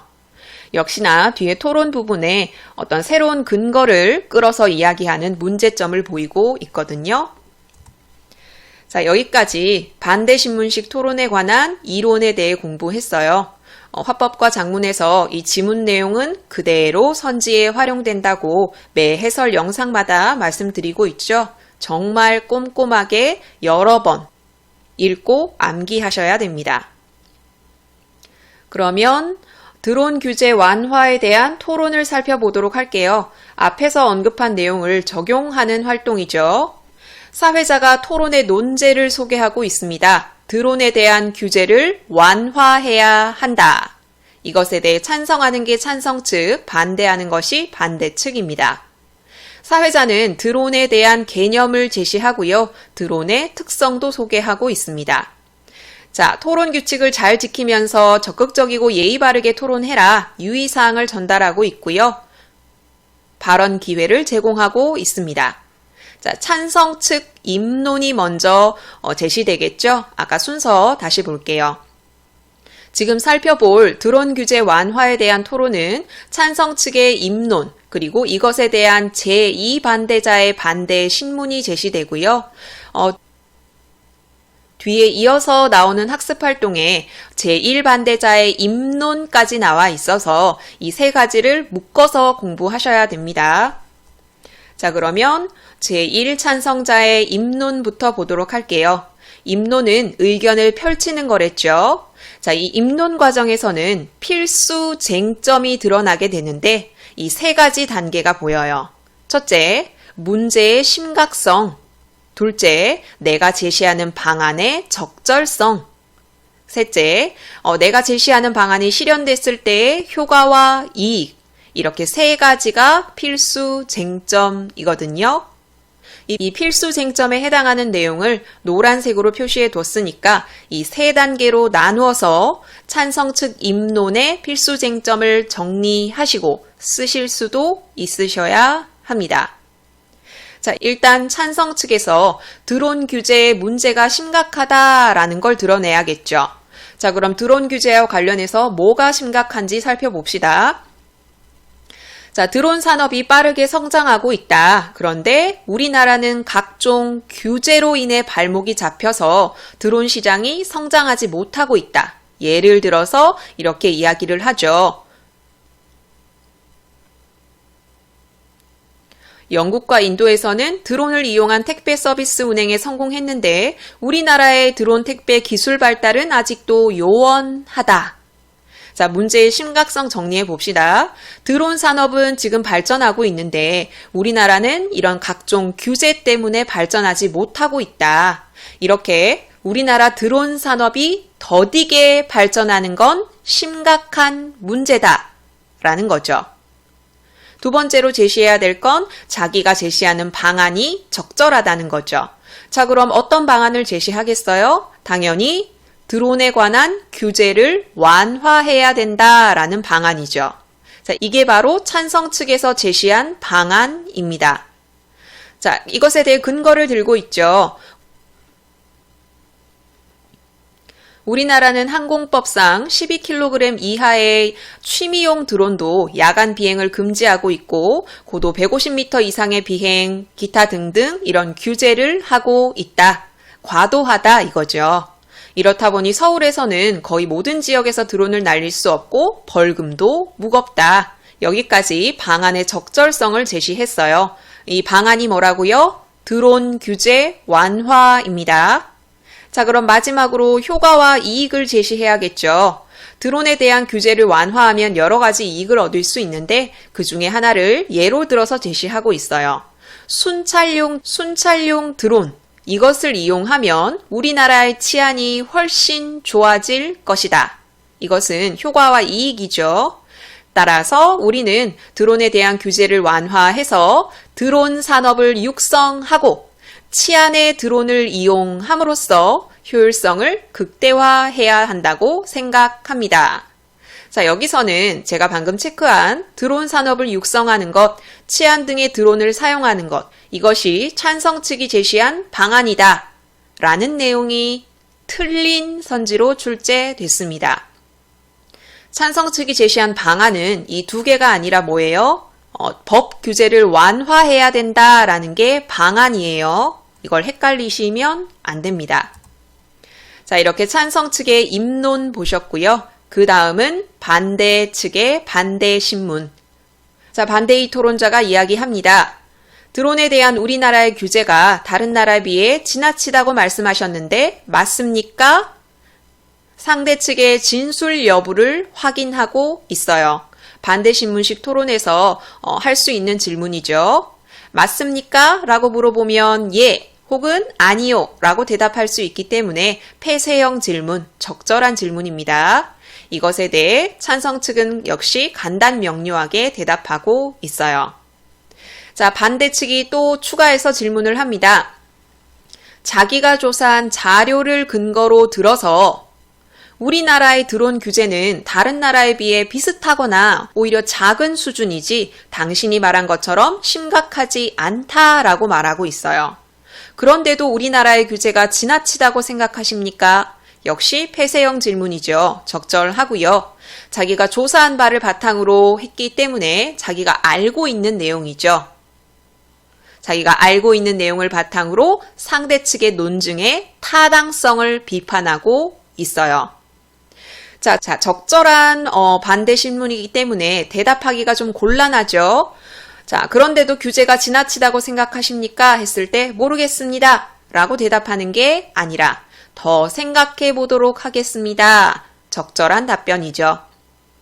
그리고 추가적으로 자기가 알고 있는 내용을 근거로 들어서 자기 주장을 뒷받침하고 있습니다.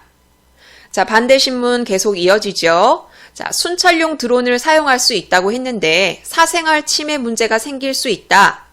그럼에도 불구하고 규제 완화를 주장하십니까? 역시나 폐쇄형 질문을 하고 있죠. 상대 측 논증이 한쪽으로 치우친 것에 대해 꼬집고 있기 때문에 공정성을 비판하고 있다고 볼 수 있습니다. 자, 이것에 대해서 찬성 측이 사생활 침해 등의 문제가 있을 수는 있지만 공공장소에서 이루어지기 때문에 큰 피해는 없을 것이라까지 하고 있는데 반대 측에서 그걸 끊고 이야기를 하고 있죠. 상대방의 말을 끊는 건 무례한 행동이고요. 생각이 너무 짧다라는 건 인신공격성 발언이기 때문에 적절하지 않죠. 자, 여기서 벌써 두 가지 문제점 나왔어요. 그리고 문제점이 하나 더 나오죠. 드론 추락 사건에 대해서 이야기하고 있어요. 그런데 여기는 입론도 반론도 아니고 아직 반대 신문 과정이거든요. 반대 신문 과정에서는 새로운 논증을 제시하거나 근거를 추가해서는 안 된다고 배웠죠. 그런데 여기서 네 주장이 옳지 않아 라는 근거로 새로운 근거를 추가하고 있어요. 그래서 이런 내용은 적절하지 않습니다. 이 세 가지를 쓰라는 문제도 출제됐기 때문에 여러분이 연습 많이 하셔야 돼요. 따라서 저희 측은 드론에 대한 규제를 완화하는 것이 아니라 강화해야 한다고 생각하는데 이에 대해 동의하십니까? 역시 폐쇄형 질문을 사용하고 있죠. 갑자기 드론 추락 사건을 얘기하셔서 당황스럽긴 하지만 적절하지 않은 말하기였기 때문에 이것에 대해 꼬집고 있죠. 그리고 그것에 대해 답변하고 있어요. 이 사건은 조작 미숙 사건인데 자동차를 예로 들어서 자동차의 조작이 미숙해서 사고가 났다고 해서 자동차 운행을 금지하는 건 아니다. 마찬가지로 드론도 그렇다라고 이야기를 하고 있죠. 자, 이거에 이어서 반대 1 토론자의 입론도 확인하셔야 돼요. 입론에는 쟁점이 드러난다고 했죠. 이 세 가지, 문제의 심각성, 방안의 적절성, 효과와 이익. 이걸 기준으로 반대 측 입론을 정리하실 수 있어야 합니다. 자, 이렇게 여기까지 토론 지문 살펴봤고요. 이것과 관련된 문제 하나 풀어볼게요. 자, 토론 내신형 기출 문제입니다. 학습 활동에 제시된 드론 규제 완화와 관련된 이 토론에 관한 문제가 가장 많이 출제됐다고 말씀드렸죠. 그 중에 1번 풀어볼 거예요. 메모장으로 문제를 옮겨왔습니다. 윗글에 대한 설명으로 적절한 걸 찾으셔야 됩니다. 정지 버튼 누르시고 답 찾아보세요. 같이 봅시다. 1번. 이 토론의 논제는 드론에 대한 규제를 완화해야 하는가? 이다. 언뜻 보면 맞다고 생각할 수 있는데 이런 질문 형식의 논제가 아니죠. 드론에 대한 규제를 완화해야 한다. 이게 논제예요. 그래야 찬반으로 갈릴 수 있죠. 그래서 1번은 틀렸고요. 2번, 토의와 마찬가지로 토론은 결론이 도출된 상태에서 진행된다. 토의나 토론 둘 다 최적의 결론을 도출하기 위한 방법이기 때문에 결론이 도출된 상태에서 진행된다는 건 적절하지 않죠.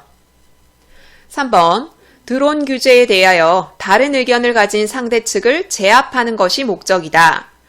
다소 공격적인 말하기인 건 사실이지만 다른 상대를 제압하는 게 목적이 아니죠. 타당한 근거를 들어서 자기의 주장이 설득력 있다는 걸 드러내는 게 목적입니다.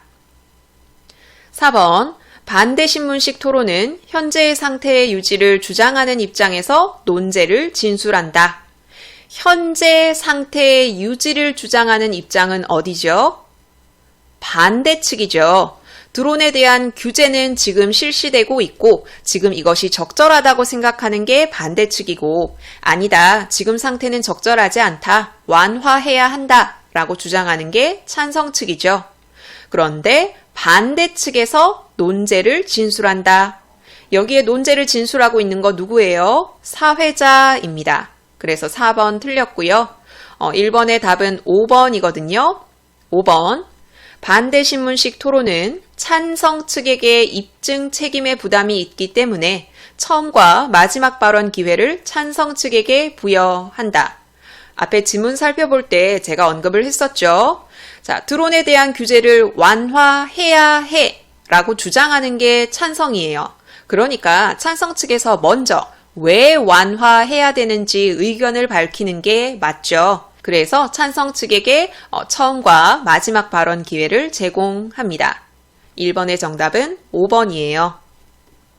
자, 이렇게 최답 인출 유형 한 문제 풀어봤고요. 최답 인출 유형 말고 두 번째 유형은 이론에 관한 문제였죠. 이렇게 토론에 관해서 묻기도 하고요.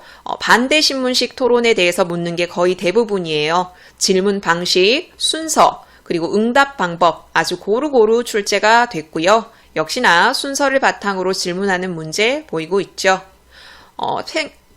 생각이열기에서 나온 토끼와 거북이에 관한 내용도 출제가 됐습니다. 뒤에는 서술형 문제도 싣고 있어요. 자, 그럼 2-4단원의 첫 번째 단원인 토론 해설 영상은 여기서 마무리하도록 하겠습니다. 다음 공부할 단원은 2-4단원의 두 번째 협상입니다. 이 단원에 어떤 유형이 많이 출제됐는지 출제 유형 베스트 점검하겠습니다. 두 유형으로 나뉘는데 두 개가 거의 비등하게 많이 출제됐습니다. 첫 번째는 교과서 학습활동 1번에 다솜마을 벽화와 관련해서 찬성 측과 반대 측 주민들이 협상하고 있죠. 이것과 관련된 문제인데 양측의 목표가 무엇인지, 각 측의 대안이 어떻게 변화했는지, 각 측이 얻은 것과 양보한 것이 무엇인지 이것들을 묻는 문제가 가장 많이 출제됐습니다. 방금 언급한 이런 것들은 상당히 헷갈릴 수 있기 때문에 여러분들이 좀 시간을 많이 들여서 꼼꼼하게 공부해야 되는 부분이에요. 그리고 두 번째는 협상의 전략에 관한 문제가 많이 출제됐는데 이 전략에 관한 문제 유형이 이렇게 세 가지로 나뉘었어요. 첫 번째는 이론 문제인데요. 협상의 전략 중에 조정 단계에서 활용할 수 있는 전략이 아닌 걸 묻는 문제. 지문 내용 중에 조정 단계에서 활용할 수 있는 전략이 많이 제시되어 있고 시작 단계나 해결 단계에서 활용할 수 있는 전략이 적게 제시되어 있거든요. 그러니까 조정 단계에서 활용할 수 있는 전략이 아닌 것은 시작 단계나 해결 단계에서의 전략이겠죠.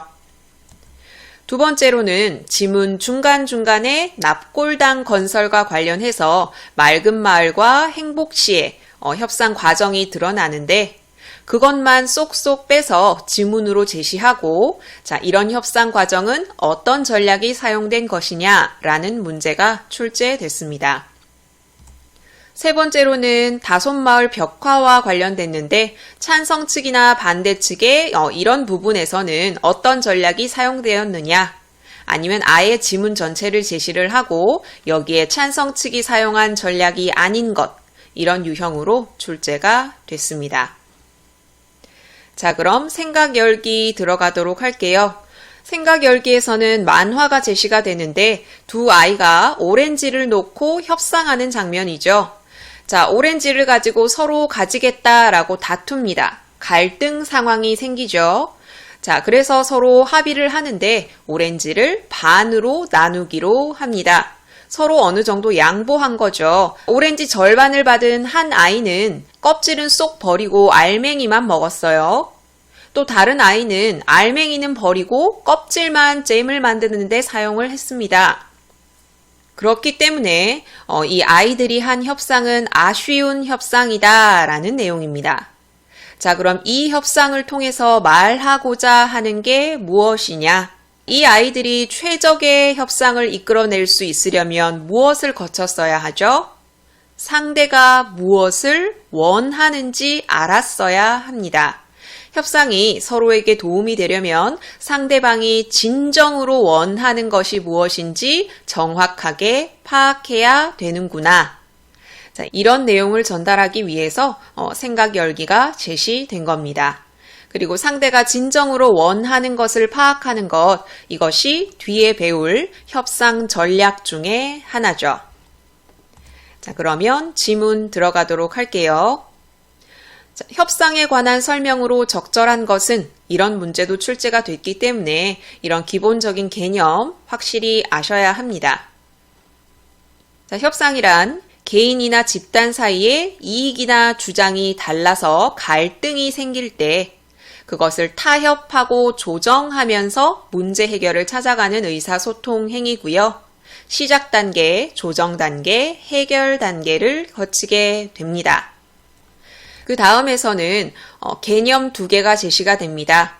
이건 협상에 대한 개념을 한 번 더 설명한 부분이고, 자, 일단 의제가 무엇인지 설명을 합니다. 의제란 협상에서 합의가 필요한 사안을 의제라고 하고요. 또 입장이라는 말이 나오는데 의제에 대한 협상 참여자의 태도를 입장이라고 합니다. 예를 들어 설명하고 있죠. 행복시와 맑은마을, 이 두 대상이 있는데 납골당 건립에 관해서 갈등이 생겼어요. 이 경우 협상 의제는 납골당 건립이고요. 행복시의 입장은 건립하겠다. 맑은마을 주민의 입장은 건립할 수 없다. 입니다. 의제와 입장의 개념을 설명하고 있죠. 그 다음에는 협상의 절차와 전략을 제시하고 있어요. 협상의 절차 3가지를 써라 라는 문제도 출제가 됐습니다. 자, 시작 단계에서는 갈등의 원인을 분석하고 문제 해결이 가능성이 있나 라는 걸 확인합니다. 자, 이 시작 단계, 조정 단계, 해결 단계에서 해야 될 일 다 아셔야 돼요. 다음 중 조정 단계에서 필요한 일로만 묶인 것은, 이런 문제가 출제됐거든요.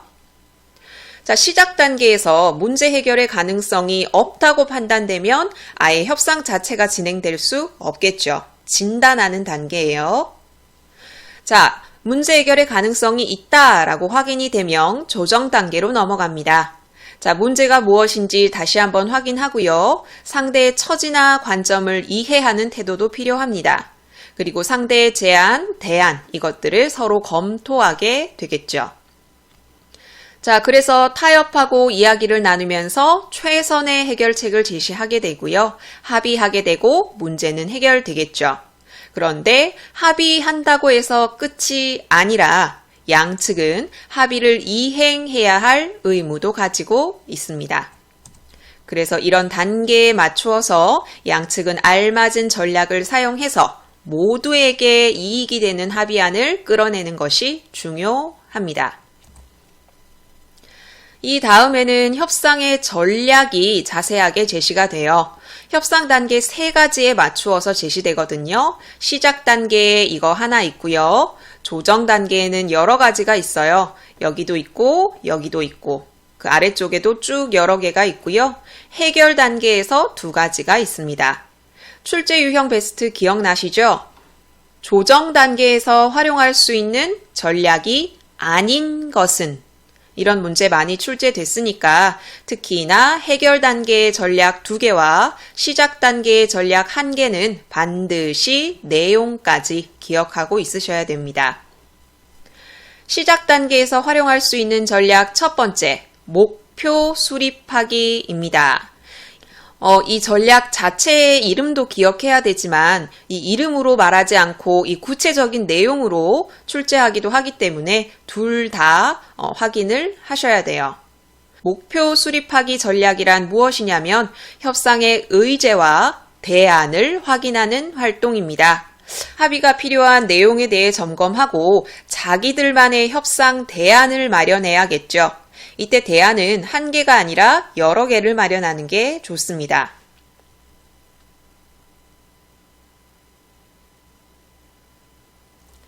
자, 그리고 조정 단계로 들어가게 됩니다. 교과서 여기 지문 중간중간에 행복시와 맑은마을이 납골당 건립을 두고 협상하는 과정이 제시되죠. 자, 이 협상하는 예시, 이것만 쏙쏙 빼놓고 자, 여기에 해당하는 전략이 무엇이냐? 묻는 문제가 출제됐으니까 이 글만 보고도 이게 상대방이 정말 원하는 것 찾기 전략이구나 라는 걸 아셔야 합니다. 자, 조정 단계의 전략 첫 번째, 상대방이 원하는 것 찾기. 상대방이 원하는 거, 그리고 자기가 원하는 거, 이거 중에 같이 갈 수 있는 게 무엇인지 찾아야 한다 라는 거죠. 자, 여기선 행복시가 맑은마을 주민들이 원하는 게 무엇인지 찾아야 한다라는 내용인데 맑은마을 주민들은 일단 보기 싫은 시설이 들어오지 않기를 바라고 있고 주택의 재산 가치를 떨어뜨리지 않기를 바라고 있어요. 그러니까 행복시는 맑은마을 주민이 정말 원하는 이런 것을 파악하고 그리고 자기가 원하는 것을 파악해서 두 개 중에 같이 갈 수 있는 것, 양립할 수 있는 것이 무엇인지 생각해야겠죠. 자, 이 예문이 나오면 무슨 전략이라고요? 상대방이 정말 원하는 것 찾기. 자, 두 번째 전략은 문제에서 많이 출제된 전략입니다. 상대방의 표준을 파악해서 마음을 움직일 수 있게 표현하기. 일단 표준이 무엇인지 여기 설명이 나오거든요. 의사를 결정할 때 정당성을 부여하는 정책이나 참고사항. 예를 들어서 회사의 정책은 회사의 표준이 될 수 있고요. 내가 어떤 행동을 할 때 난 절대 거짓말을 하지 않아야 돼 라고 생각한다면 거짓말을 해서는 안 된다 라는 것이 표준에 해당하는 거예요. 그러니까 중요하게 생각하는 것, 그게 표준인 거죠. 상대방이 중요하게 생각하는 것을 파악한다면 마음을 움직일 수 있겠죠. 자, 밑에 행복시의 홍보 구호는 쾌적한 도시, 살고 싶은 도시 이거라고 해요. 행복시의 표준인 거죠. 맑은마을 주민은 이런 표준을 파악해서 그것을 활용해서 얘기하고 있어요. 행복시 너네들은 이거를 홍보 구호로 삼고 있지? 그런데 왜 우리 마을에서는 납골당을 건립하려는 거냐? 그럼 쾌적한 도시, 살고 싶은 도시가 안 되지 않느냐? 이렇게 설득하고 있는 거죠. 자, 이 예문 많이 출제됐습니다. 이 예문이 출제되면 전략이 뭐라고요? 상대방의 표준을 파악하여 마음을 움직일 수 있게 표현하기. 다음 전략은 먼저 제안하기입니다. 협상에서는 먼저 제안하는 게 유리한데 왜냐하면 먼저 제안된 내용을 기준으로 해서 조정안을 내기 때문입니다. 자기의 제안이 기준이 되는 게 유리하겠죠. 예를 들어서 행복시에서 먼저 제안을 합니다. 너네 납골당 건립하게 해주면 이렇게 해줄게. 자, 이렇게 행복시에서 제안을 하게 되면 이 둘의 협상은 이것을 기준으로 조정을 하게 되겠죠. 이 예문 나오면 뭐라고요? 먼저 제안하기. 다음은 여러 제안 맞교환하기입니다. 내가 이런 제안을 마련했고 상대 측이 이런 제안을 마련했다고 해서 두 개가 1대1로 대응하는 게 아니죠. 내가 마련한 제안이 훨씬 더 가치가 크다면 자, 이것과 교환하기 위해서 상대는 더 많은 것을 나한테 제공해 줘야 돼요. 자, 이런 상황을 대비해서 여러 제안을 마련해 두는 게 좋은 거죠. 자, 밑에 예문 보면은 맑은 마을 주민들이 납골당 건설을 무조건 반대할 순 없어요. 받아들여야 돼요.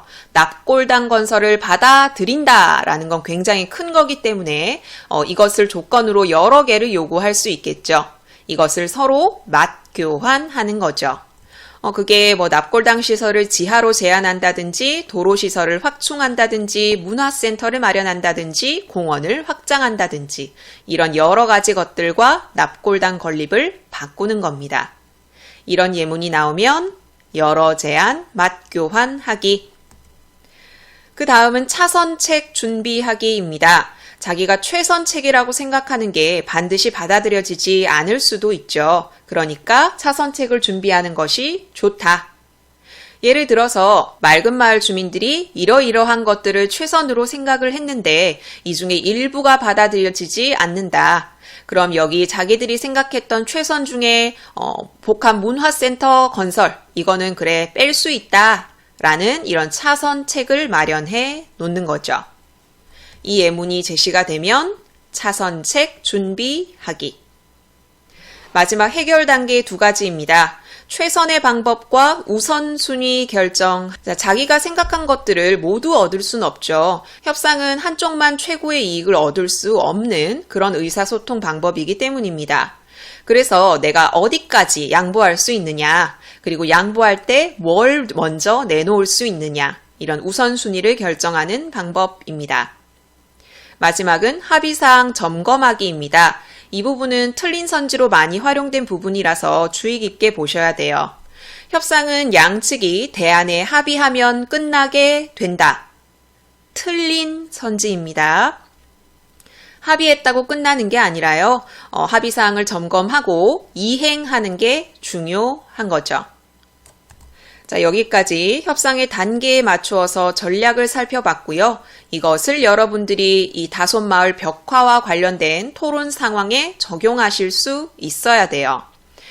그런데 빈출 유형 첫 번째가 뭐였죠? 이 협상 상황에서 찬성 측과 반대 측의 목표가 무엇이고 대안이 어떻게 변화했고 양측이 양보한 게 뭐고 얻은 것이 무엇이냐 이것도 확실히 정리를 하셔야 되니까 나는 협상 전략만 공부하겠어 이렇게 시작하시면 안 됩니다. 자, 이 주민들이 갈등하게 된 상황은 여러분이 읽어보시고 요약해서 이야기하면 벽화 때문에 온 관광객들 때문에 일부 주민들은 소득을 얻어서 좋지만 일부 주민들은 사생활 침해가 너무 심하다라는 거죠. 자, 그럼 시작 단계부터 보도록 할 텐데 자, 이 협상의 의제는 문제에 많이 출제됐기 때문에 확실히 파악해 두세요.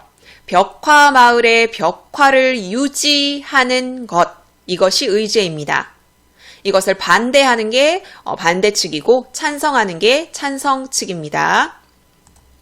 자, 벽화 반대 주민 대표가 최초의 대안을 이야기합니다. 마을의 모습을 예전으로 되돌리길 원한다. 그런데 이 대안은 현실상 불가능하죠. 그래서 나중에 대안을 수정하게 됩니다. 자, 이러이러해서 내가 너무 힘들다. 그래서 마을의 모습을 예전으로 되돌려서 벽화가 없었으면 좋겠다. 라고 말을 하죠. 찬성 측이 반대 측의 어려움에 공감을 합니다. 이미 벽화는 그려졌고 관광객은 찾고 있고 마을의 경기도 되살아났고 많은 주민들이 이 사람들을 대상으로 장사를 해서 생계를 유지하고 있다. 그래서 당신이 말한 것처럼 무조건 벽화를 없애는 건 힘들다. 반대 측이 이야기합니다. 찬성 측의 상황을 알고 있어요. 관광객을 대상으로 하는 장사를 수입원으로 삼고 있다는 걸 알기 때문에 그래, 최초의 내 대안은 받아들일 수 없는 걸 안다. 그래서 대안을 수정합니다. 수정된 대안이 뭐예요? 벽화에 반대하는 사람들의 집에 그려진 벽화는 지웠으면 한다. 라는 겁니다. 정리되시죠? 최초의 대안은 마을의 모습을 예전으로 되돌리길 원하는 거, 수정된 대안은 벽화에 반대하는 사람의 집에 그려진 벽화는 지워달라 라는 것입니다. 자, 여기서 하나 더 벽화 반대 주민 대표가 세운 목표를 확실히 하고 갑시다. 반대 측의 목표는 벽화에 반대하는 사람의 집에 그려진 벽화를 모두 지우는 것입니다. 이것과 관련된 전략은 바로 목표 수립하기겠죠. 그리고 방금 벽화에 반대하는 사람의 집에 있는 벽화는 지워달라 라고 먼저 제안을 했어요. 자, 관련 전략 먼저 제안하기. 그리고 대안을 수정했다는 것 자체가 차선책을 준비했다는 내용이죠. 관련 전략은 차선책 준비하기입니다. 자, 목표 확실히 아셔야 돼요. 자, 그럼 찬성 측이 이야기를 해요. 저희가 준비한 안은 말씀드리겠다. 일단 벽에 써있는 조용히 해달라 라는 문구를 지워달라. 그 문구를 지워준다면 벽화 전부는 아니라도 일부 벽화는 지울 수 있다라는 거죠. 자, 여기서 여러분이 확실히 하고 가셔야 될 건 찬성 측의 목표입니다. 목표는 문구를 지우는 거예요. 뭐 하더라도 일부 벽화를 지우더라도 벽에 쓰인 문구를 지우는 거죠. 관련 전략은 목표 수립하기입니다. 자, 여기서도 찬성 측이 대안을 일부 수정했다는 걸 알 수 있죠. 일단 찬성 측은 벽에 쓰여 있는 문구를 지우기. 자, 이게 원래 자기 대안이었는데 이거를 약간 수정해서 벽에 쓰여 있는 문구를 지워주면 일부 벽화를 지울게 라고 수정을 한 겁니다. 대안을 둘 다 조금씩 수정했다는 걸 알 수 있죠. 자, 그럼 조정 단계로 들어갑시다. 반대 측이 조금 난색을 표하죠. 전부 지워주겠다는 게 아니구나. 벽에 쓰인 문구를 지우는 건 받아들일 수 있다. 그런데 반대하는 사람의 집에 그려진 벽화를 모두 지우지 않겠다는 건 좀 그렇다라고 이야기를 하죠. 찬성 측이 이야기합니다. 반대 측이 진정 원하는 것은 사생활 침해에서 해방되는 것. 이거 잘 알고 있다. 이거 관련 전략 뭔지 아시겠죠? 상대방이 정말 원하는 걸 찾고 있어요. 그러면서 전부 지울 수 없는 이유를 이야기를 해요. 그리고 전체가 아닌 일부만 지우고 인기가 많은 몇 개 벽화는 위치를 옮기겠다라고 이야기를 합니다. 상대 측이 진정 원하는 것이 사생활 침해라는 걸 파악을 한 후에 인기가 많은 벽화의 위치를 옮기겠다고 제안을 했어요. 상대방이 정말 원하는 것 찾기 전략과 관련이 되고요. 그리고 원래는 반대하는 사람의 집에 그려진 벽화 중에 일부만 지우는 것, 이것만 하려고 했는데 이게 힘들 경우는 몇 개의 벽화의 위치를 옮겨야겠다. 이런 차선책을 준비하고 있어요. 자, 반대 주민 대표가 받아들이죠. 벽에 쓰인 문구도 지우고 벽화를 반대하는 사람의 집에 그려진 벽화 전체를 지우는 게 아니라 일부만 지우는 걸 받아들이겠다. 방금 언급한 이 두 개가 반대 측이 양보한 거죠. 반대 측이 양보한 이 두 가지는 찬성 측이 얻은 것입니다. 자, 그러면 관광객 수 회복에 도움이 되겠죠. 그런데 같은 공동체인데 이익을 나눠야 하지 않느냐라고 말을 하고 있습니다. 관광객 수 회복, 이것은 찬성 측이 진정으로 원하는 거죠. 자, 이것을 파악한 후에 내가 이거 너희들한테 도움을 주지 않았니? 그럼 이익도 나눠야 하지 않을까라고 자기의 이야기를 하고 있죠. 상대방이 정말 원하는 것 찾기 전략과 관련이 됩니다. 이것에 대해서 찬성 측도 인정을 합니다. 공동체인데 이익을 나눠야겠다라고 이야기를 하죠. 그래서 공동체의 이익을 함께 나누게 됩니다. 방금 이게 반대 측이 얻은 것이고 찬성 측이 양보한 것이죠. 자, 한 번 더 확실히 알아둡시다. 반대측이 양보한 것은 벽에 쓰인 문구를 지우는 것, 그리고 벽화에 반대하는 주민들의 집에 그려진 벽화를 전체 지우는 것이 아니라 일부만 지우는 것이고요. 얻은 것은 인기가 많은 벽화 위치를 몇 개 옮기는 것, 그리고 공동체의 이익을 함께 나누는 것이죠. 찬성 측은 이것을 반대로 생각하시면 됩니다. 자, 이렇게 반대측과 찬성 측이 여러 개의 제안을 맞교환하고 있어요. 여러 제안 맞교환하기라는 전략이 사용되었습니다. 그런데 그 이익을 어떻게 나눌지는 협의할 시간이 필요하다. 우리 이것은 2차 협상에서 하자라고 이야기하고 있는데 이 2차 협상에서 나눌 수 있는 논제를 묻는 문제도 출제가 됐습니다. 학습활동 2번에서는 고등학교의 도서부와 밴드부가 갈등 상황에 처한 것에 대해 제시를 하고 있고요. 이것에 대해서 갈등의 원인이 무엇이고 목표가 무엇이고 활용할 수 있는 전략이 무엇인지 아래쪽에 싣고 있으니까 자료를 통해서 공부해 보시길 바랄게요. 그럼 협상단원에 관한 문제 풀어보도록 합시다. 협상단원 내신형 기출문제입니다. 가장 많이 출제된 유형이 다솜마을 벽화에 관련된 문제였고요. 그 중에 1번을 여기 메모장에 옮겨놨습니다. 위 협상에 대한 설명으로 적절하지 않은 걸 찾으셔야 합니다. 정지 버튼 누르시고 답 찾아보세요. 같이 봅시다. 1번, 찬성 측은 벽화가 주는 이점을 경제적 측면에서 제시하고 있다. 이건 앞부분에 드러나죠. 마을 곳곳에 벽화가 있는데 관광객이 이 벽화를 보기 위해 찾아오면서 마을의 경기도 살아났고 많은 주민들이 이 사람들을 대상으로 장사를 해서 생계를 유지한다. 이것은 경제적인 측면에서 벽화가 주는 이점을 파악한 거죠. 2번, 양측은 모두 타협과 조정을 통해 자신들의 대안을 수정하고 있다. 아까 앞에 이 협상에 대해 살펴보면서 양측 모두 대안을 수정했다고 말씀드렸죠. 그리고 협상 과정 자체가 타협과 조정이 일어나는 과정이기 때문에 2번도 맞는 설명입니다. 3번, 맨 처음 벽화 반대 주민 대표의 말 속에 협상을 하게 된 배경이 드러난다. 벽화 반대 주민 대표가 관광객들 때문에 이렇게 힘들다라고 얘기하는 이 부분에서 어떻게 협상을 하게 됐는지가 드러나죠. 4번, 찬성 측 주민 대표는 일부 벽화를 지울 수도 있다는 방안을 제시하고 있다. 반대하는 주민들의 집에 그려진 벽화 중에 일부를 지울 수 있다라고 이야기했었죠. 정답은 5번인데 찬성 측 주민 대표는 반대 측 주민들이 겪고 있는 어려움에 대해 공감하지 못하고 있다. 이거는 여러분이 알고 계시죠? 자, 도저히 살 수 없다라고 이야기하니까 그 마음은 이해한다라고 말하고 있어요. 그러니까 공감하지 못한다라는 표현은 적절하지 않죠. 그래서 1번의 정답은 5번입니다. 자, 이렇게 가장 많이 출제된 유형 같이 살펴봤고요.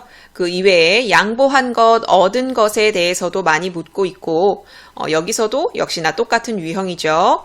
그리고 최다 빈출 유형 두 번째, 협상의 전략에 관한 문제입니다. 자, 이렇게 이론적인 문제가 제시되기도 하고 지문 중간에 납골당 건설과 관련된 이 예문만 쏙쏙 빼서 제시하고 관련된 전략이 무엇이냐. 그리고 벽화마을과 관련된 지문을 제시하고 쓰인 전략에 대해서 묻기도 합니다. 기타 유형도 싣고 있고요. 뒤에 서술형 문항도 제시되어 있습니다. 자, 그러면 여기서 2-4단원의 두 번째 협상단원 해설 영상도 마무리할게요. 이 모든 자료는 나무아카데미 홈페이지에서 이용하실 수 있습니다. 구독 버튼 누르시면 나무아카데미에서 제공하는 양질의 자료들 제공받으실 수 있습니다.